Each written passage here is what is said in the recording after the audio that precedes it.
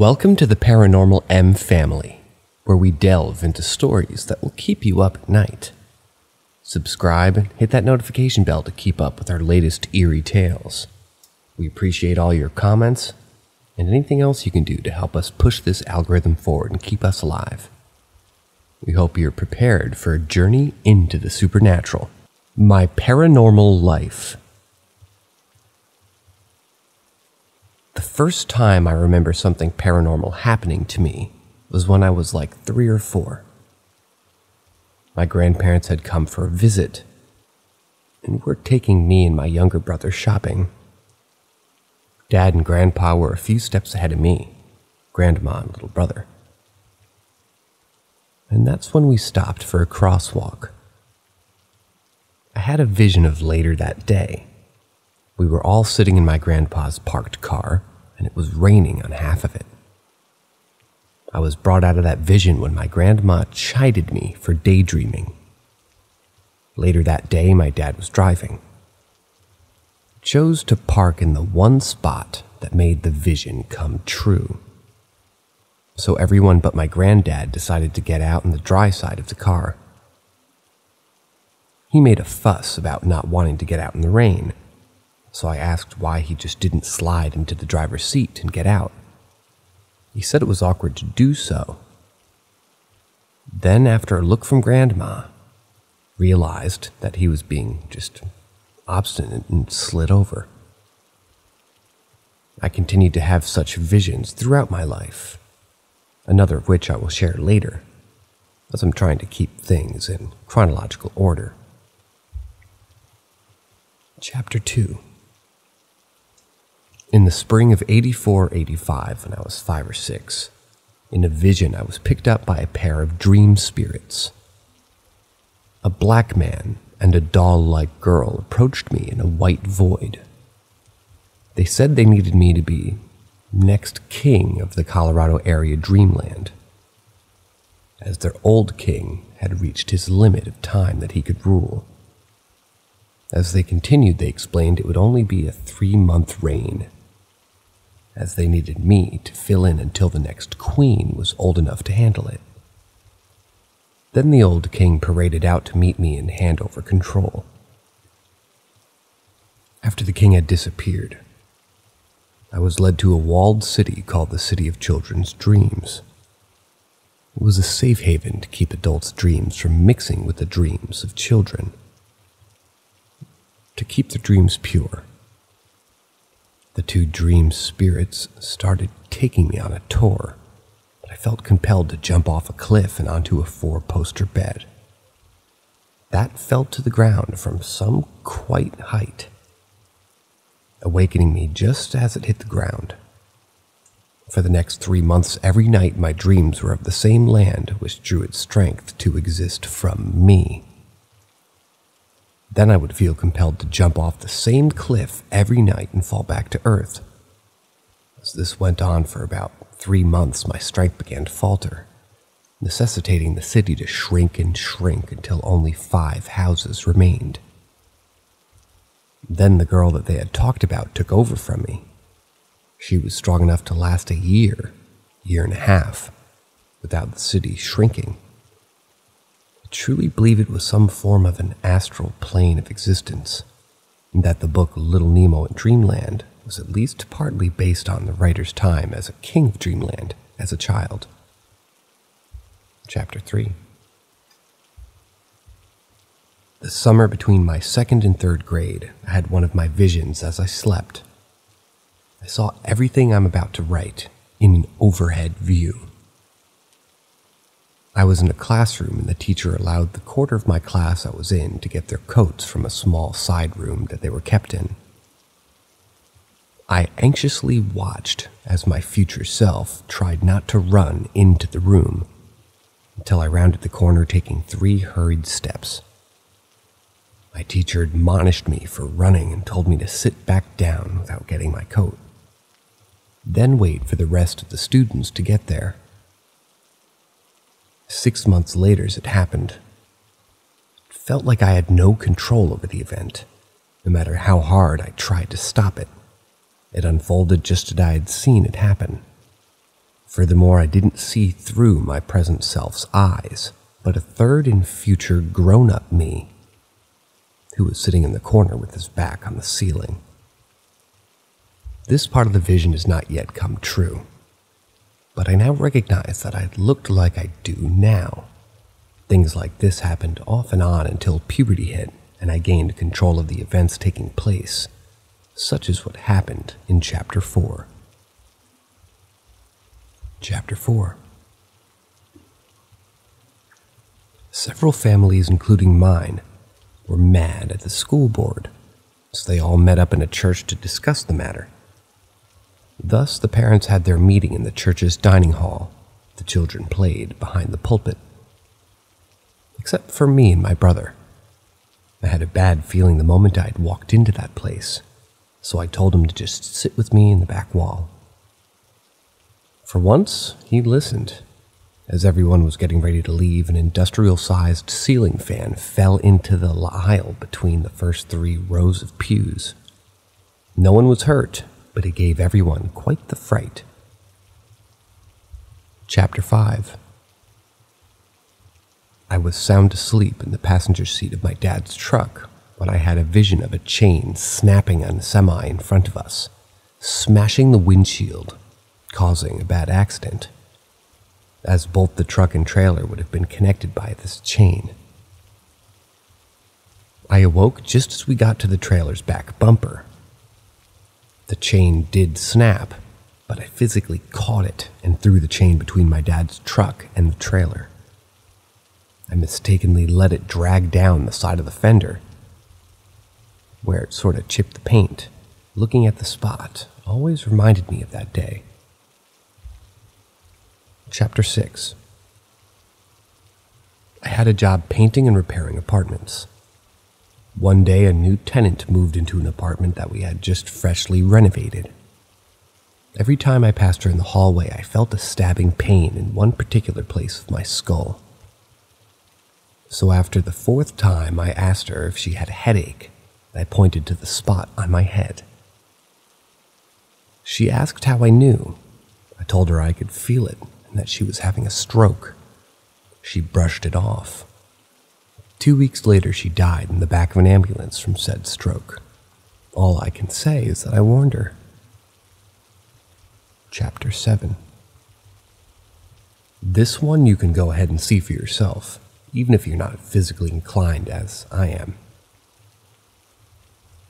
In the heart of Detroit, there exists a pre-Civil War fort and army base called Fort Wayne, which has at least 3 ghosts, only 2 of which I can personally corroborate.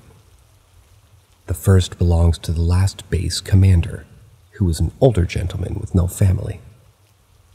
Upon learning that the base was being decommissioned, decided to shoot himself instead of leaving his post. He now haunts the bedroom of the commander's home, dressed in his sleeping robe and cap, frequently moving the curtains aside, looking at the base he once commanded. Visitors, including myself, have seen him peeking at them from the window. The other exists in one of the fort's gun bunkers. It was a hot day and I decided to take a break from bartending at an event held there. So I made my way into the bunker, which was a lot cooler than outside. It was then that I felt him staring at me, demanding I get back to work. As he had done so many times to his soldiers, he's dressed in a sergeant's uniform from the war in 1812. He was see-through, and missing his legs from the knee. Floating there, he gave off a constant aura of disgust for my gold bricking. In a heartbeat, I knew that I was dealing with, and I just laughed. It was a harmless photo ghost.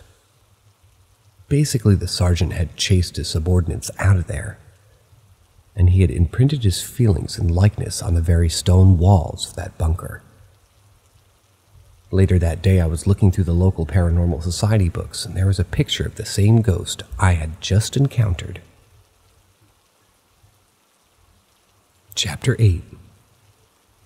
I was going through an antique store that I had been to twice before, and every time I felt a faint sense of death and dread that I couldn't place. was more than a place should have, but it also felt too weak to be from someone who actually died there. The place had several bank vaults that now played host to individual sellers' booths. I'd wanted something from a locked cabinet inside a vault. And as we walked back, she told me the history of the place, how the former bank was one of the oldest buildings in town.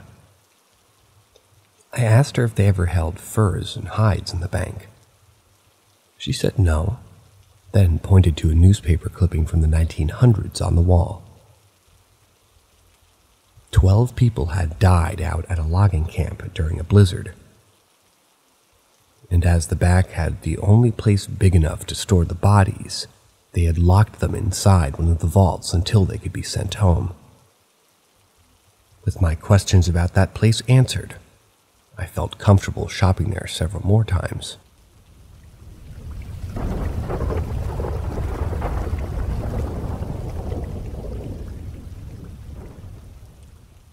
Story number 2. Ask Reddit. Last winter I was driving down the freeway at night, going between suburbs of a large metropolitan area, kind of a thing. So there were plenty of cars around, but it was maybe around midnight or so, and it had been snowing when it isn't always white during winter here. I saw a car pulled over on the shoulder of the freeway with a guy standing next to it, clearly in need of some assistance. I saw them as I was driving past, but since it was later at night and it was cold out, I figured I might as well take the next exit, loop around and see if the guy still needed help at that point. So I get there, and it's a middle-aged working-class type of guy standing outside of his pickup. He's wearing blue overalls, slender, slightly balding, and puts off what I can only describe as a weird vibe. Couldn't put my finger on it, but it was one of those weird gut feelings that you aren't sure why you feel them. He says that he's been having car troubles. He's from about 2 hours out of town, and that his alternator is shot and that his battery needs a boost. I've owned a car with a shot alternator and know that when the battery dies, you need to boost it for a little while if you're going to get it, running again. I tell him it's no problem, commiserate with him for a minute, pop my hood, and he says he's going to go and grab his cables. When he comes back, I notice in his hand that he has some sort of concealed metal object. No clue what it was. I saw it for just a brief moment and saw that it wasn't a knife, but that it was metal and a little shorter than the length of his hand. And he was clearly trying to keep it concealed from my view. This all happens so fast, and I'm immediately on high alert. I see it for a split second as he's bringing the cables to me that I can hook up to my battery. I instantly take a step back to put some distance between us and tell him that he can hook up my battery and I'll wait in the car. All the while in an instantaneous full fight or flight, getting ready to just block an attack if he were to lunge at me. He doesn't, and starts connecting the cables to my car as I'm sitting in my car. I start to wonder if I was imagining things as he connects the battery, and we both wait for the battery to charge. Maybe it was just something that was bundled in with the cables that he just had in his hand. Maybe I misread the situation as dangerous. After a few minutes, he goes to start his car, shouts that it isn't working, and then walks back towards my car where he waits in front of it. After a few minutes of waiting, he puts his head back underneath the hood of my car to fiddle with the cables. All the while, I'm of course watching him intently to make sure that he doesn't come to the car window, because I was still spooked. He shouts some things about how it isn't working, asks me to come out and take a look. I open my window a bit, casually tell him not to worry, that it's probably just going to take some time. Luckily, I can just barely see my battery in the dark through the gap underneath the popped hood of my car through the windshield directly in front of me. I see him then fiddle with the cables and hear him shout again that it isn't working and for me to come out. Then I see him slip out the metal object I had seen earlier, and I see him touch it to my battery terminal as sparks shoot out from where he touched it. He starts yelling and jumps back. I immediately jump out of my car and I tell him that something came up and that I needed to go now. I honestly don't remember much of what else he was trying to say as I cut him off, or exactly what I said. Outside of that, I needed to get the fuck out without taking my eyes off him for even a half a second. I don't even remember how the cables came off my battery. Did I pull them? Were they already off? But I slammed the hood shut, jumped in my car, and drove off. I still have no idea what his plan was. No clue what he was trying to do or what on earth he was trying to make happen. But I do know for a fact that what I saw him do is in no way what he was telling me he was doing. But as I left him there and drove off, I was practically pinching myself trying to make heads or tails of what the hell just happened. And I cannot stress this enough, that the guy just gave off the weirdest vibes, like the hills have eyes kind of weird vibes. Maybe he was planning on trying to shorten my battery so that I was stuck there too. But still to this day, I wonder if I encountered some sort of mass murderer who had been planning on kidnapping somebody at the side of the freeway as they stopped to help. Who knows? But either way, it was weird as fuck, and it right spooked me, and I noped the hell away from that dude as fast as it was humanly possible. I still wish that I'd gotten a license plate or something to give to the cops. But in that moment, the only thing going through my mind was just to remove myself from that situation as fast as humanly possible.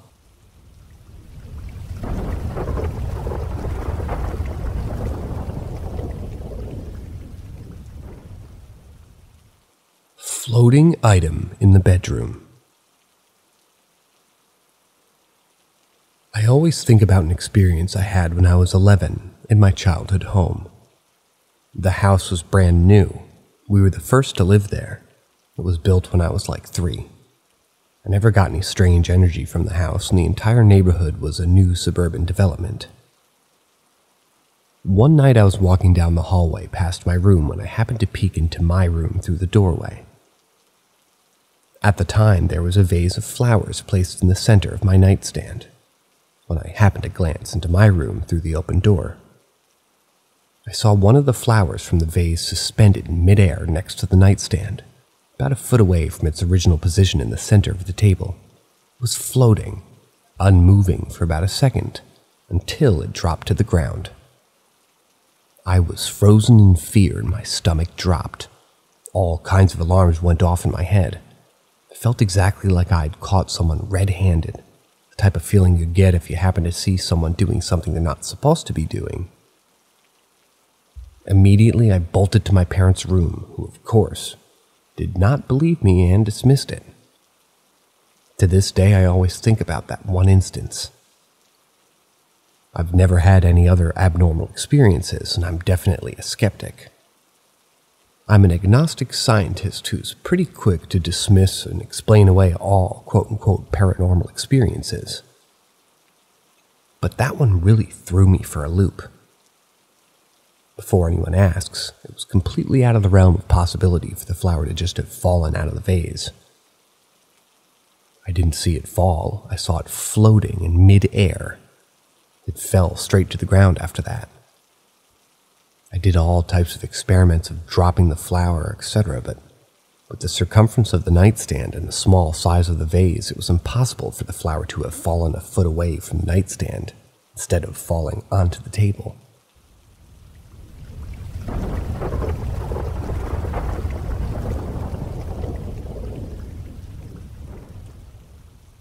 I keep thinking about this one experience.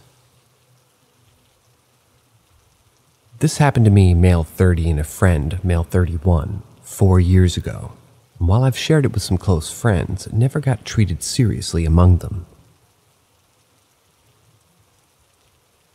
This experience disturbed me deeply, and more importantly, set me out to get a better understanding of what's out there that we can't explain.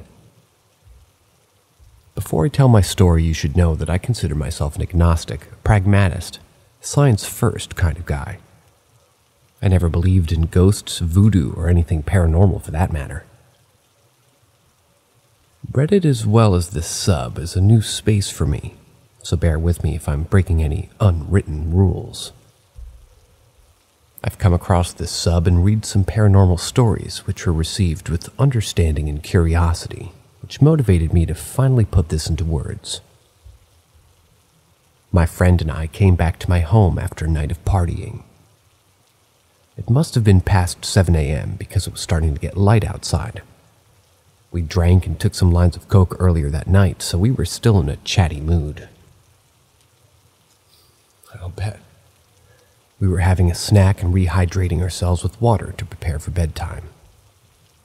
I want to make clear at this point that while we were pretty tired, we were in no way tripping or fatigued on a level where you would consider to have hallucinations.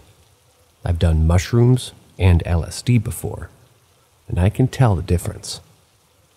What happened next was 100% happening, and we both experienced it in the same way. There was no doubt in either of our minds.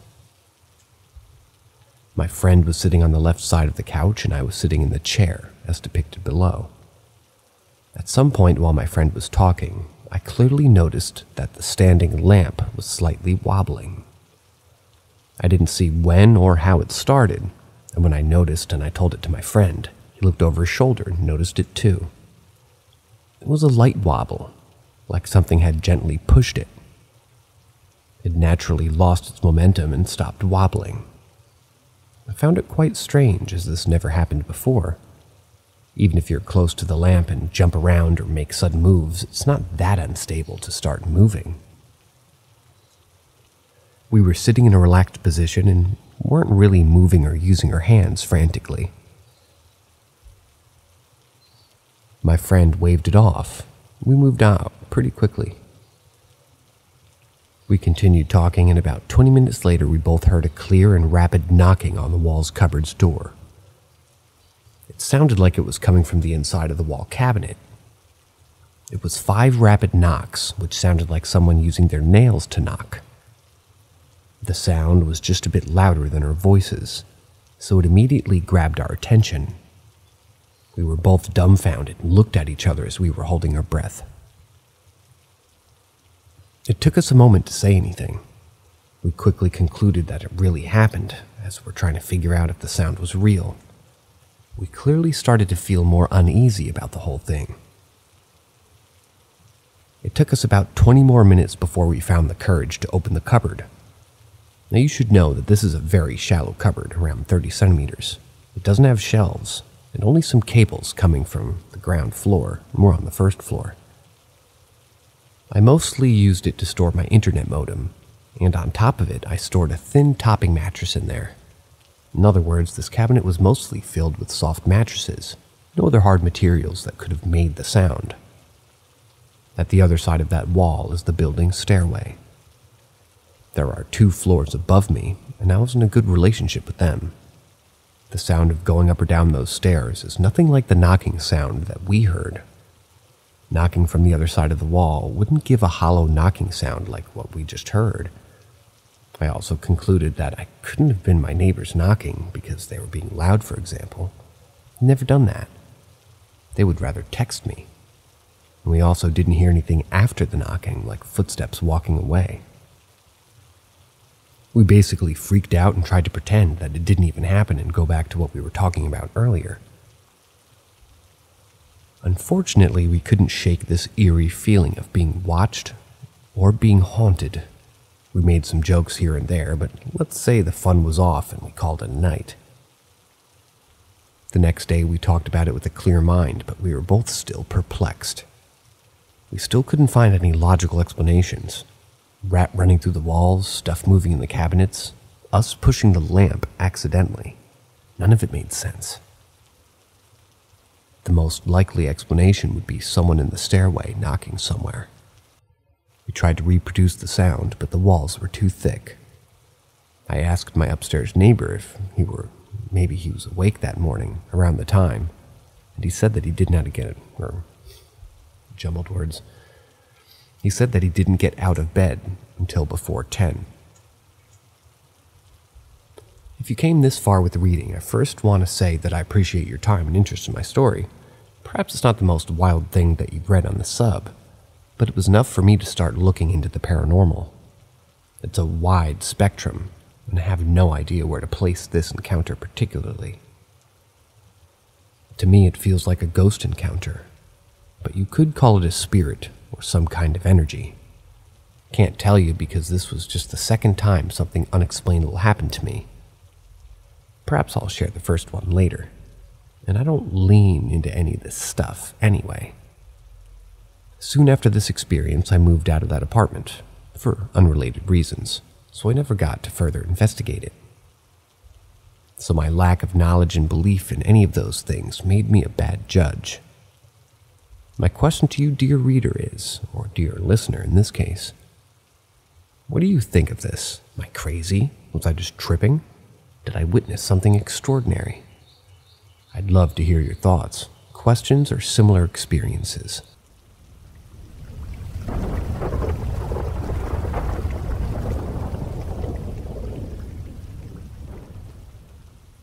Story number 5. Was it really there? So I was in the 9th grade when this thing happened. Usually after our school ended, I used to go to tuition with my 2 friends. Our tuition class was situated in a small jungle area. We would come to class exactly at 6 p.m. Actually, it was a haunted place because some people had experienced really creepy incidents there. Even our teacher had said to us that it was really dangerous. Also, she had an unusual experience there as well. There were just 2 streetlights there because of all this remoteness. It used to be too dark when we had to go get back home. But we didn't experience such things there because we friends used to have fun, playing, talking, and all that. And one day this happens. A junior friend of mine wanted to go to the washroom badly, so I went outside the class to the compound to pee. We all usually used to go outside only. So when he was peeing, he turns his face to the right side. There was a small house which was empty, and nobody lives there. Its windows were broken. We can see inside of everything. There was no light in it. It was fully dark in there. When he turned his face to the right, he saw a figure of an adult kid whose face was too creepy, and only the head, the hand, were visible when he was watching. There was a figure, and it was calling my friend by gesturing from his hand. My friend was shivering, and he came running to our teacher and said everything that had just happened to him. He didn't come to class for 2 days that he had. He had a fever, I guess, because of that accident. After that, me and my bestie were just saying that he might have hallucinated, because we were teenagers at that time and we didn't really care much about these things, and both me and my bestie decided to have a tour around that haunted house. A friend of mine had a phone, and he said for us to record the whole thing. We said okay, and we went on for it. It was 8 p.m. We both were recording everything in the house from the outside, making fun of it, saying, "Hey, ghost, where are you? We're here to see you." We walked around the house, recorded everything. It was fully dark and our flashlight was on. Lastly, we go back out of the house and I felt something went like a flash when I saw the camera, but I ignored it. And from back there, we could see our remaining friends standing there just outside the class compound. At the end of the tour, when we were calling our friends from the back of the house, saying that we needed to see something in here, and were also whistling while at the end of the video recording. Then we came back to class, ready to watch the video. We both remembered that the video was about 8 to 9 minutes. But when we saw the video ended in just 2 minutes while we were heading toward the back of the house, as I had said. Felt something flashed in the camera. And as the flash came, the video was ended there itself. And also we both started to notice that the video had a short and checked it twice if the video recording's on or not, so we don't have any doubt about if we started the video or not. Sorry guys, this is a confusing post. Till now we talk about that day and still have felt creepy about it. Now we do feel it was really there.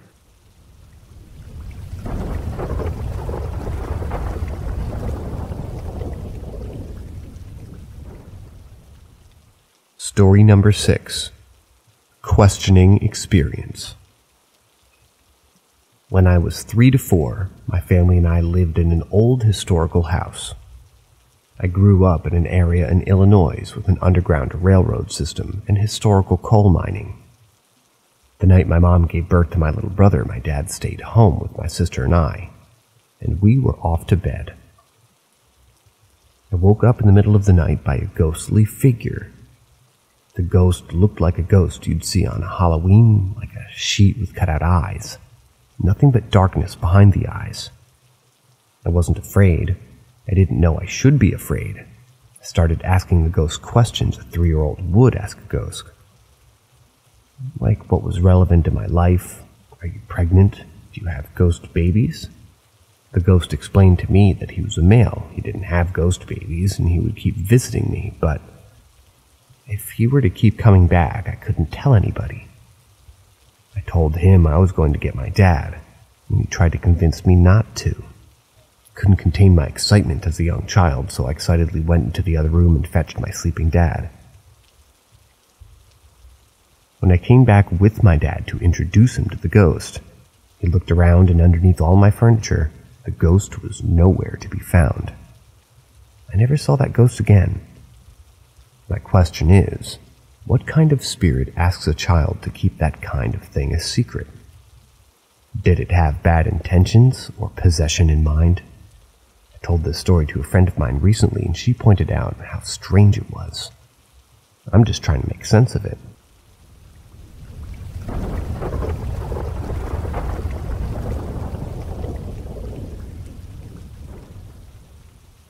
Missing items in plain sight. I work with my mom. We own a little cafe. We've had this ongoing joke whenever things get misplaced that the previous owner has been in and taken them in the night. We honestly don't believe that. As long as we have had the place, everyone that works there has always commented, "Oh, I thought I heard someone walk in then, but there isn't anyone there." Sometimes all of us will look in the front of the shop at the same time, thinking someone was there when there really isn't. This happens at least once a day, but usually multiple times a day. Back to the misplaced items. This is happening a lot at the moment, as in specific knives that are only used for certain tasks, just going missing and then turning up days later on the side. Now I know things can hide in plain sight, but sometimes you can't see for looking, but this is becoming really, really frequent now. It's not as though we've put them back in the wrong place and then find them. We find them in plain sight, after days of items being missing, and then it appears in an area that's been heavily used by one of us, and been thoroughly cleaned down at the end of the day. So if it ever was there, it would have been put away. It's so odd, but the frequency of it's just becoming more frustrating now.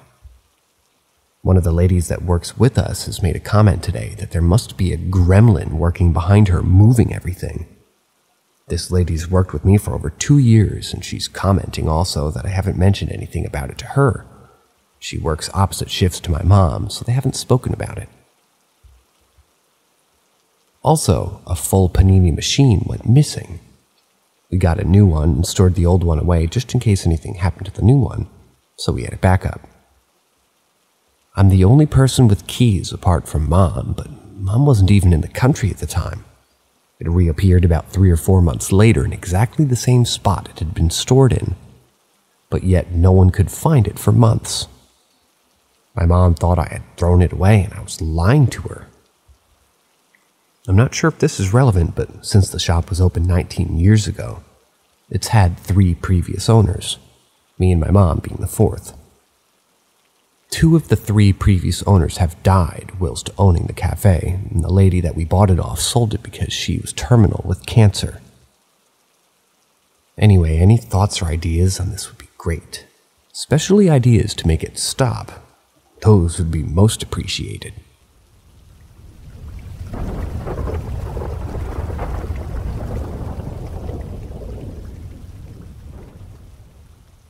Story number 8.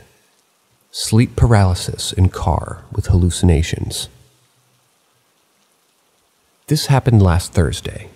My fiance and I were driving up for a medical appointment, and I decided I would stay in the car, since the appointment was for him. Anyway, we said, "See you soon." He went in, and I turned the car off and locked it. I was fully aware and conscious this whole time. I was just staring out the window when I heard this slight high-pitched buzzing in my ears. This wasn't like the normal high buzz I heard sometimes, so I focused in on it, and as soon as I did, I heard a voice talking. The voice wasn't speaking to me, but rather just speaking in general, I suppose. As soon as I started to hear the voice, it felt like I was being pulled into sleep paralysis. I used to get it almost daily in high school, so I got used to that feeling. I was able to pull myself out of it, and I thought maybe that didn't just happen. So I focused on it again, on that sound of the voice, and I went fully into sleep paralysis this time. I was conscious, but could only move a part of my body, and really couldn't at all, not even my eyes. I was obviously scared because this hasn't happened in quite a while. I could feel myself sort of panicking internally when I heard the car door open and shut. I was still in paralysis at this moment, and figured it was my fiancé getting back in the car. I had a slight doubt that it could be a stranger, though. After that thought, a hand grabbed mine and held it. I physically felt this. I figured surely it's my fiancé then. I was able to turn and look at him and say, "Are they all done?" He was looking down at his phone, and he finally turned up just to look at me, and it was him, but without eyebrows or glasses. His face looked like his, but it was an uncanny valley aspect. The pure shock and terror of this woke my whole body up for real this time, and just looked around. No one was in the car with me. He didn't come out for another 20 minutes.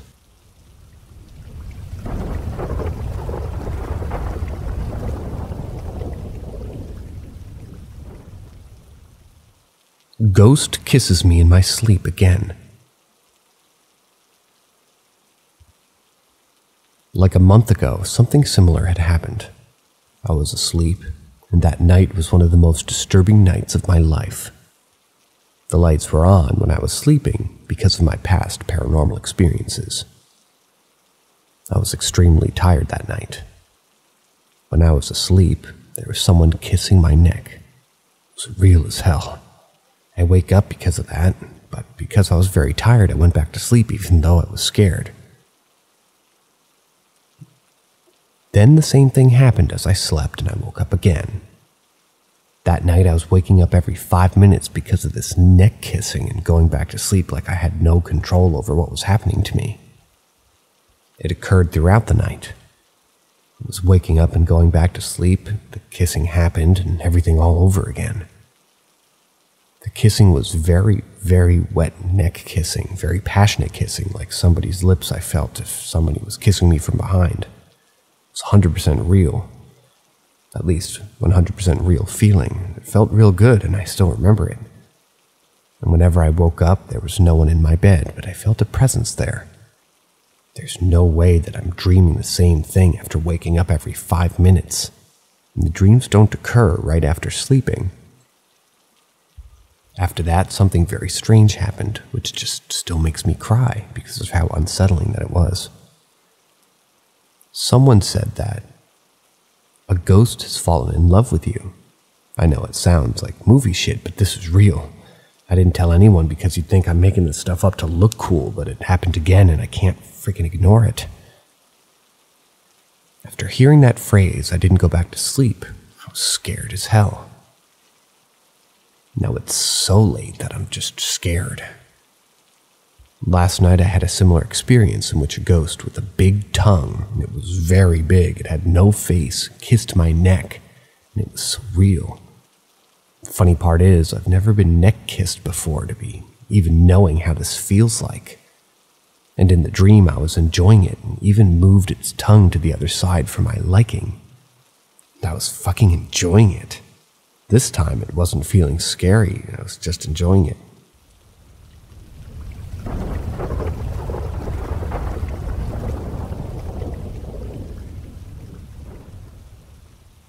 Story number 10. What is a skinwalker? Trigger warning / death. Firstly enough, they aren't cryptids, they are witches. Cryptids are just unidentified animals, whereas skinwalkers are paranormal and human in origin at that. Also kinda want to address some of the arguments I've heard about, of someone seeing a skinwalker in a region not inhabited by the Navajo, and some else that uses a location difference as the end all to disprove them. I'm gonna say this one time, and one time only, so pay attention. Just because skinwalkers originate in the Southwest doesn't mean they are limited to the Southwest. Like how just because I'm born from Florida, that doesn't mean that I just can't move to Colorado. They were human in origin like us. And as humans, we like to travel. Same goes for witches and shamans who can shape-shift into animals that can move around much more easily and much quicker over terrain like birds or deer. I'm not saying anything unusual or everything unusual. That's a creature that you encounter in Florida all the way to Canada. It's a skinwalker, but the skinwalker would be even more rare around northern parts, but just know that it's not impossible. As for the cursed skinwalker ranch argument, that curse didn't create skinwalkers, it simply attracted the ones to that area. Also would like to address the taboo name thing. Taboo to speak of them, but only in a more frivolous manner, not really in an educational manner. Though the use of the nickname is debatable, skinwalker is a nickname in and of itself. A skinwalker is a witch or shaman that practices bad medicine, or as we call it, black magic. They're capable of shapeshifting, voice mimicry, astral projection, possession, and have extensive knowledge of curses, hexes, and jinxes. One of the most notable of these being a graveyard bone powder that they blow at people to curse. Poison, perhaps even asphyxiate them. As to how they were granted with such abilities and knowledge are murky at best, at least to the general population. But what we do know is that they have to initiate themselves with the darkest of spirits and witches, with one of the steps being the willful sacrificial murder of a loved one, friend or family isn't clear. In some cases, cannibalism is also part of this process. Another relatively unknown ability that they have is when they shapeshift into an animal, fully or partially. They're said to be resistant to normal bullets and injury, which if you look at the Sherman family's first Skinwalker Ranch encounter, kind of supports this as they saw an unusually large wolf, and I mean this wolf could look eye to eye with a 6-foot-tall man. This wolf was unusually friendly, went right up to let the family members pet it. Then it attacked a calf. Terry Sherman, the father, had hit the beast with an axe handle and was kicking it. He then had his son fetch him his .357 Magnum and he fired into the wolf's abdomen, but the wolf kept going. It didn't react to the fact that it had just been shot in its gut. Terry fired again and yet the gun had no effect. He shot it again and finally the wolf backed off. The most shocking part about this was the fact that there was no blood or open wounds on the wolf. It had been shot point blank 3 times, and yet it had no effect, not even a drop. Terry then shot the animal's heart, only for it to just back off 30 feet instead of falling down and, dying. It just backed off for a nonchalant look on its face. Terry then got a .38-6 rifle, took aim, and the wolf remained perfectly still as Terry fired into it. The wolf stood there without a concern for the world, then backed off again, though, Terry fired again, and finally a chunk of flesh fell from the beast, and it simply fucked off to the woods. Terry and his son gave chase. Long story short, they came back to the little flesh pile, only for it to look like it had been rotting out in the sun for a week or two. Let me rephrase this all for y'all. This wolf took a beating from a handle of an axe and took 6 shots, some of which were to vital parts like the heart, and it walked off into the woods as if it had gotten bored with its toy. So the thing about them being unharmed in animal form holds a bit more weight. They do have weaknesses. Firstly, it's white ash, which can be coated onto bladed weapons or bullets. And how do you beat a magic user? Well, be a magic user yourself. Shamans and medicine men are certainly capable of handling skinwalkers. And it's also stated that if you know the name of the skinwalking individual in question, then you should say it, and that saying it will kill the skinwalker in question. Once they completed the initiation process and gained their abilities, they become vile tricksters who will go out of their way to torment or maim whoever they come across. The level of depravity they hold is almost unmatched, only rivaled by the worst of monsters, both in the literal and metaphorical sense.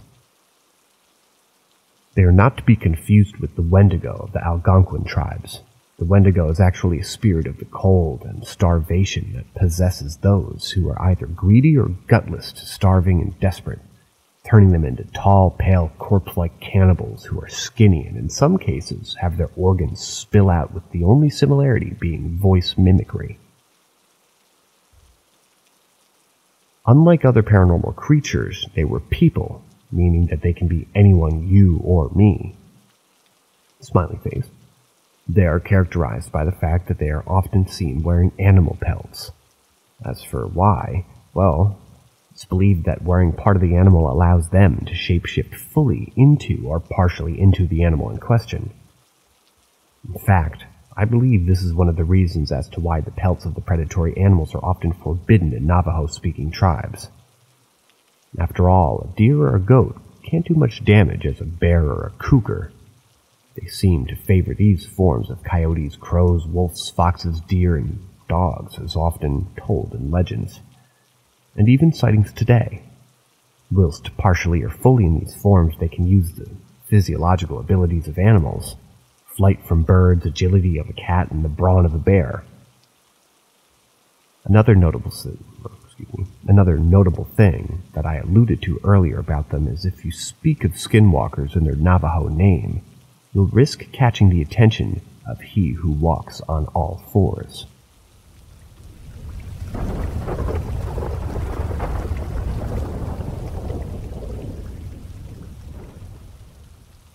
Story number 11.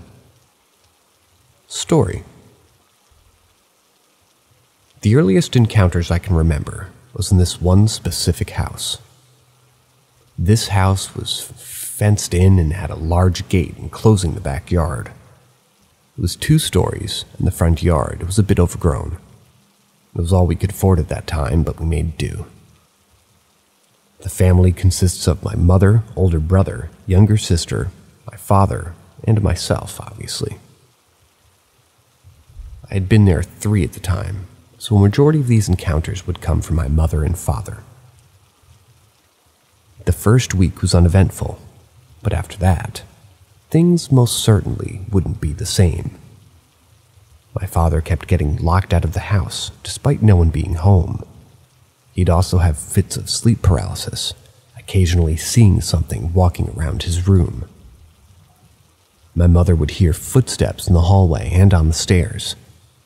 Much less quick and little steps of a young child, but more of a stomping sound, like someone was pissed off and decided to stomp up the stairs with his heavy work boots on.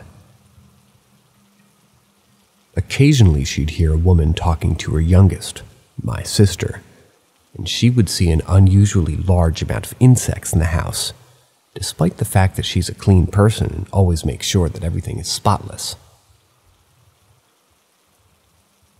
Once she had struggled to get the large gate to close, Mind you, she's a pretty strong woman, and this gate was rather stiff and heavy.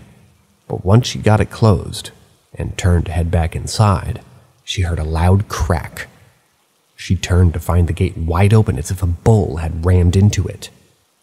The weather was good, no rain, no powerful winds, and this sturdy gate that she had latched shut had somehow been thrown open within an instant.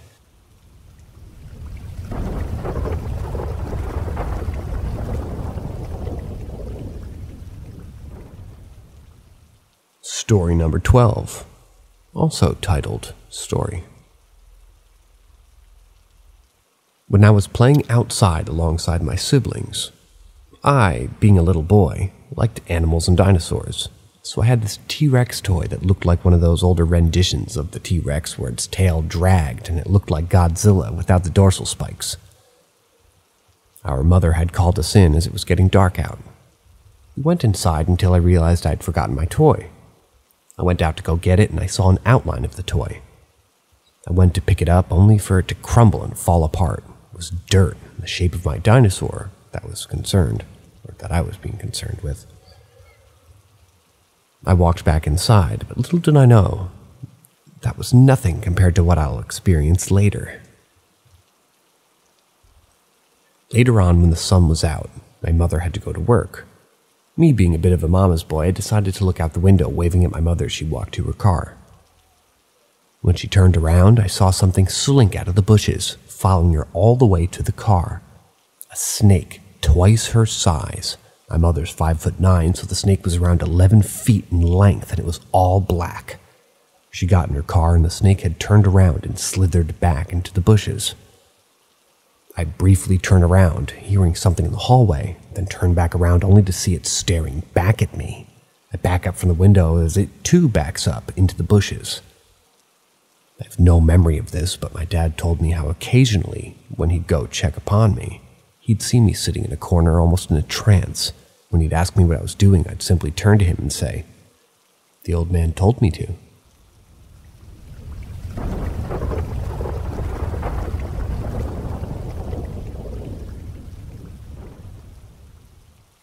Story number 13, yet another with the title of Story. This next encounter would be the last for that house as we eventually moved away. I had been woken up and out of my sleep hearing the stomping that my mom would hear. The TV in my room was on, so I had a bit of a light. I opened the door and I saw that was what was making this noise, and I got my answer. The old man, except for the fact that he looked rotten, as he were an extra from the Walking Dead amount of rotten. His eyes were cloudy, he looked bloated, and some of his organs were out for me to see. I screamed as I ran to my mother's bedroom and started banging on her door. She quickly opened the door, wondering why I was so shook up. I tell her, "There's an ugly man inside." Thinking someone had actually broke in, she picked me up in one hand and grabbed a bat with the other and ran around every light and just cursing like a crazy lady. After a while of searching and calming everyone down, we noticed that there was no sign of anybody breaking in. No broken or open windows, no open doors, nothing out of the ordinary. We ended up moving out after that. Fast forward to my early teens, I learned about my mother's involvement with witchery and magic. I and my sister decided to get involved with that. This was 2018 to 2019 when I had learned about her being a witch. I decided to also become a witch, looking through all the books, later learning and researching more about the existence of gods and the spirits of the polytheistic origins. Learning how to read and use runes and dipping my toes into the satyrs. Satyr magic, shamanistic and folk magic practices, both of both the Americas and Europes, and even black magic. I decided to put this into use. One night I had a nosebleed. Being young and filled with ambition, I had used that blood to finger paint a sigil in my floor, hoping for something. Well, I got what I hoped for. Mind you, my room has a window that leads to the fenced-off backyard, so I wait until I hear screeching out in my backyard, and it sounded like a chimera between a pig and a young lady being stabbed. I stand there, wondering what the hell that was until my sister comes out of her room. I follow her asking if she heard the screams. She says no. Then she told me that she saw something in her room. Turns out that while I was waiting, my sister was chilling in her bed until she noticed a naked old lady in the corner of her room, right next to her closet. She described the lady as being slim, but with large wrinkles and folds of skin, being as tall as her older brother, who's 6'2" at that time. She also said it looked like the lady had sunken in eyes, and she could tell the lady was as pale as the walls that she stood next to. The lady took a step towards her until she flashed her phone at the woman, making the old lady disappear. Needless to say, she didn't get much sleep. The next morning, I got up to take out the trash, and as I entered the backyard, I see a small circle of sticks tied to each other with the skin and bones of a squirrel wrapped around it. I showed my mother, and she just kicked it into the dirt, told me to ignore it.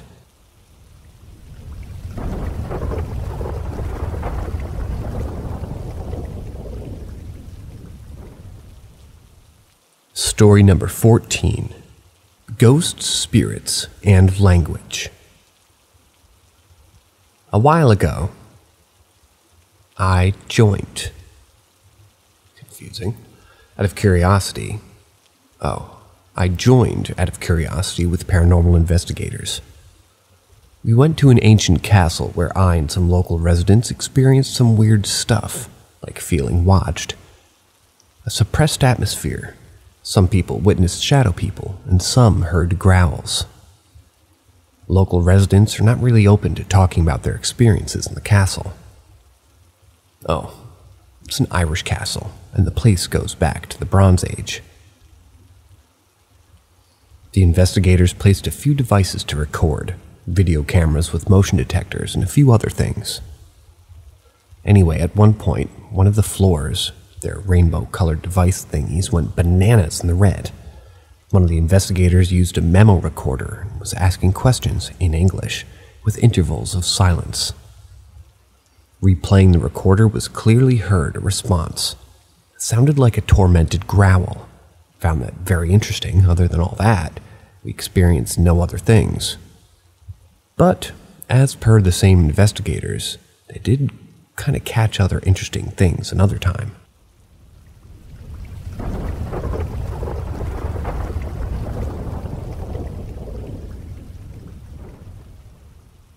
Third eye pulsing during telepathic experience. This happened years ago, but I can't sleep, and I just remembered it as I'm scrolling through posts. So for context, sometimes when I meet somebody, I get these weird kind of pulses of information that I describe as a pressure on my third eye. Then it's like a flood of memories from the future, I guess. Nothing specific, just like an overwhelming sense about where things are headed. It's only happened to me 3 times. Each time with someone that played a very emotional and distinct part of my life. I never thought much of it, but I did always feel like the information came from something higher than me. And something good. I always thought of it like my guardian angel or spirit guide, I don't know.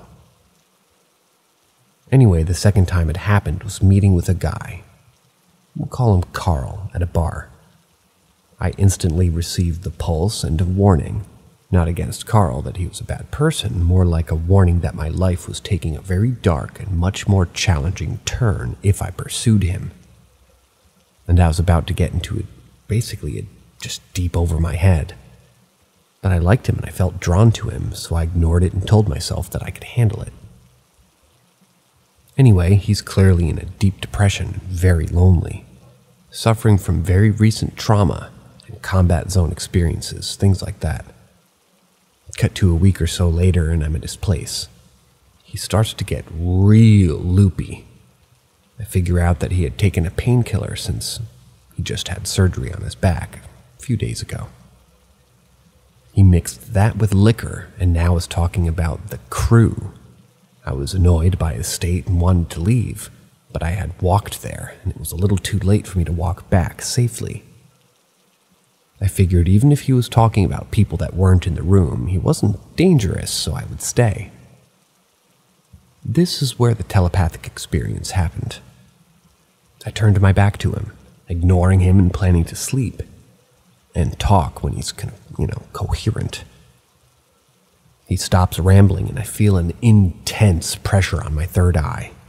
Comes with this information telling me to leave, that I shouldn't be involved with him, and that he's only going to make my life miserable and bring me down to his state of depression.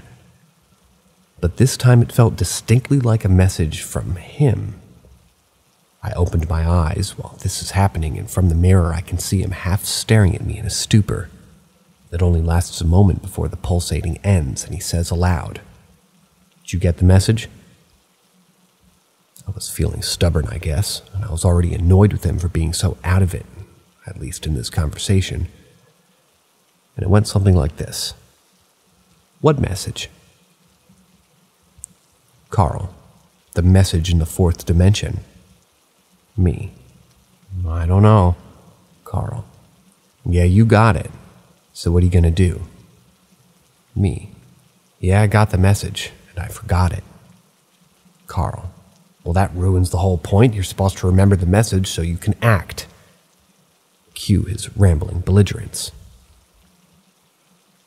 I remember being annoyed that he was telling me what to do with my life, and let alone in a weird context with information that I already was aware of, and he had decided to ignore the first time.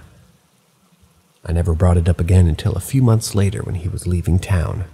I was helping him pack, we were both drinking, and I mentioned something about the crew, quote-unquote.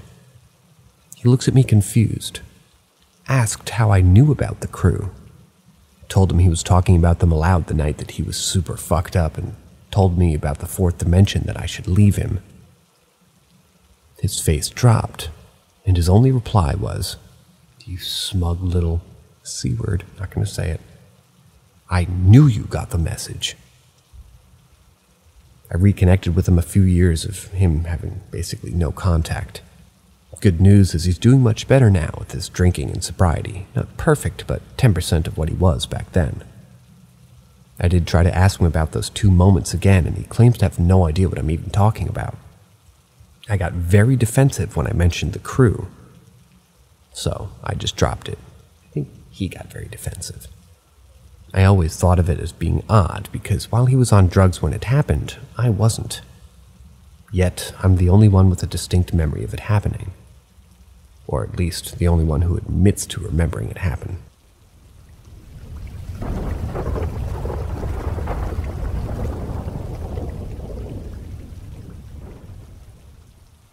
Story number 16. Angel Says Hi. I was at a cabin with maybe a dozen other people, mostly friends from college. We're hanging out outside and there's a storm in the distance, so there's an occasional flash of lightning as it rolled in.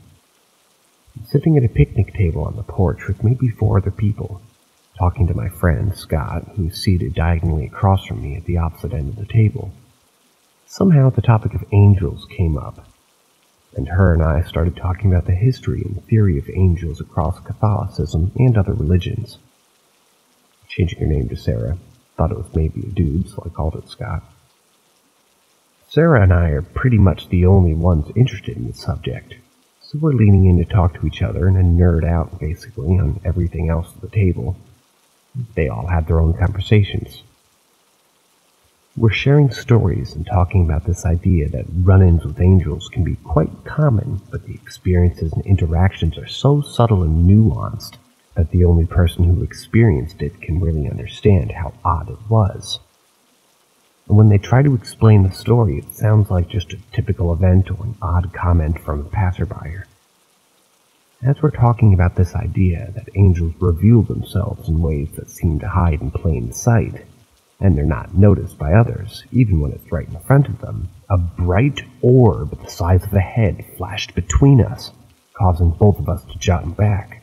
Sarah and I looked around confused because no one else at the table seemed just fazed at all by this orb that just burst right in front of us.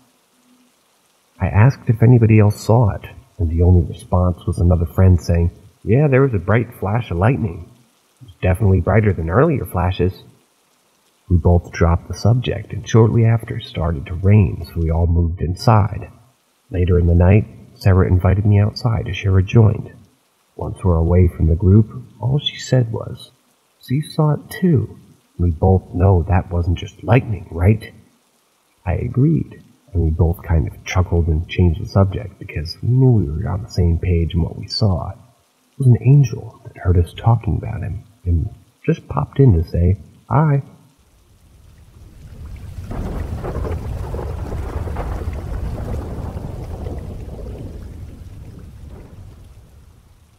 Story number 17.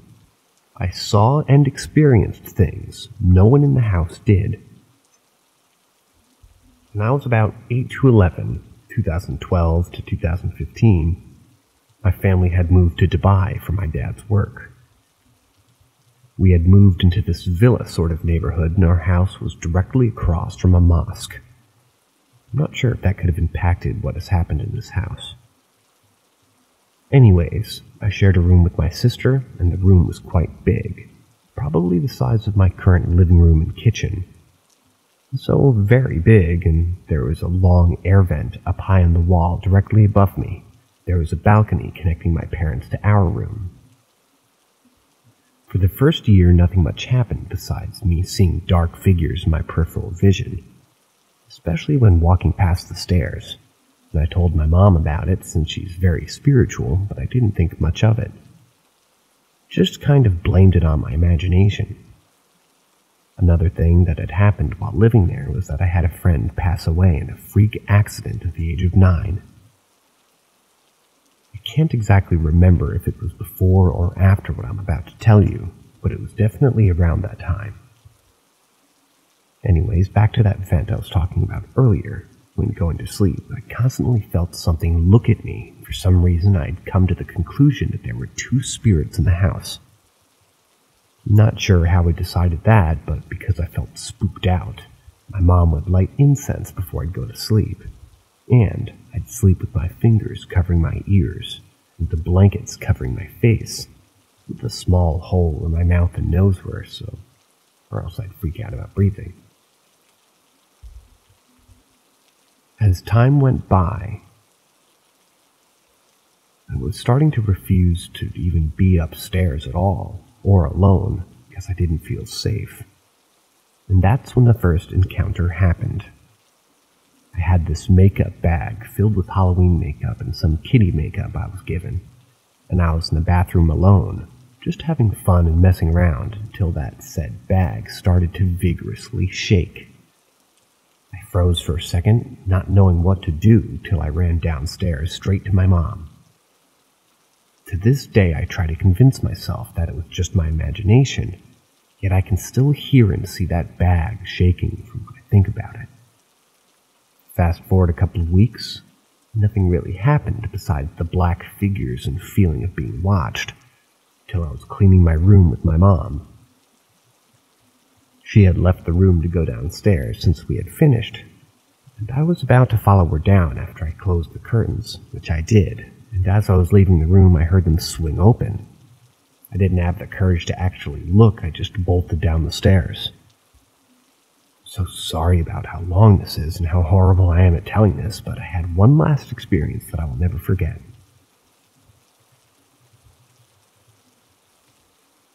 One night, not long before moving back to Australia, earlier than expected, I had this nightmare. Not much happened in said nightmare, but it stuck with me after nearly 9 years, and it was my room with the lights off, with this girl who looked exactly like the girl from The Ring. I'd never seen or heard of the movie when this happened, by the way. And she was holding an oval-shaped mirror, and all the dream was my body quickly moving closer and closer to her, and as I got to her, I woke up and the dream ended. To say the least, I was very grateful that we moved after that. I feared to know what would have happened if we stayed just a couple more months like originally planned.